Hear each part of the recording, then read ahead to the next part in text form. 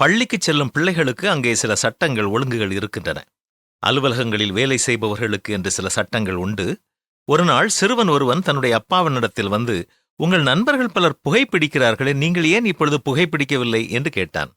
ஒரு காலத்தில் என் நண்பர்களோடு சேர்ந்து புகைப்பிடித்தேன், ஆனால் இப்பொழுது புகைப்பிடிப்பதில்லை, அது தவறு என்று உணர்ந்து கொண்டேன். அந்த புகையினால் உனக்கும் அம்மாவிற்கும் வியாதி வரும் என்பதை உணர்ந்தேன், அதனால் அதை விட்டுவிட்டேன் என்று சொன்னார். உடனே அவன், உங்கள் நண்பர்கள் பலர் குடிக்கிறார்களே, நீங்கள் ஏன் குடிக்கிறது இல்லை இப்போது என்று கேட்டான். அதற்கு அப்பா, உன்னையும் அம்மாவையும் கவனித்துக் கொள்ள நான் வாழ வேண்டும். குடியை கெடுக்கும் என்பதை இப்பொழுதுதான் நான் உணர்ந்து கொண்டேன், எனவே நான் குடிப்பதை நிறுத்திவிட்டேன் என்றார். அப்படியானால் என் மேலும் அம்மாவின் மேலும் உங்களுக்கு உண்மையான அக்கறை இருக்கிறது என்றால், நீங்கள் எப்பொழுது உங்கள் பைக்கில் வெளியே செல்லும் பொழுதும் உங்கள் ஹெல்மெட்டை அணிந்து செல்லுங்கள், அதுதான் எங்களுக்கும் பாதுகாப்பு என்று கூறினான் மகன். ஆம், சட்டங்களுக்கு ஒழுங்குகளுக்கு ஒருவர் கீழ்ப்படிவதால் அது தனிநபர்களுக்கு மட்டுமல்ல, குடும்பத்திற்கும் அது பாதுகாவல் என்பதை ஒருபோதும் மறந்து போகக்கூடாது. இன்று நீங்கள் கீழ்ப்படிவதை குறித்து அலட்சியமாக செயல்படும் சட்டவிரோதமான செயல் என்ன? சற்றே சிந்தனை செய்து பார்க்கலாமா?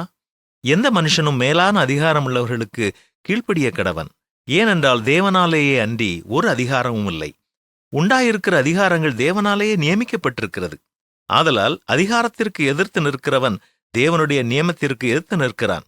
அப்படி எதிர்த்து நிற்கிறவர்கள் தங்களுக்கு தாங்களே ஆக்கினையை வருவித்துக் கொள்கிறார்கள்.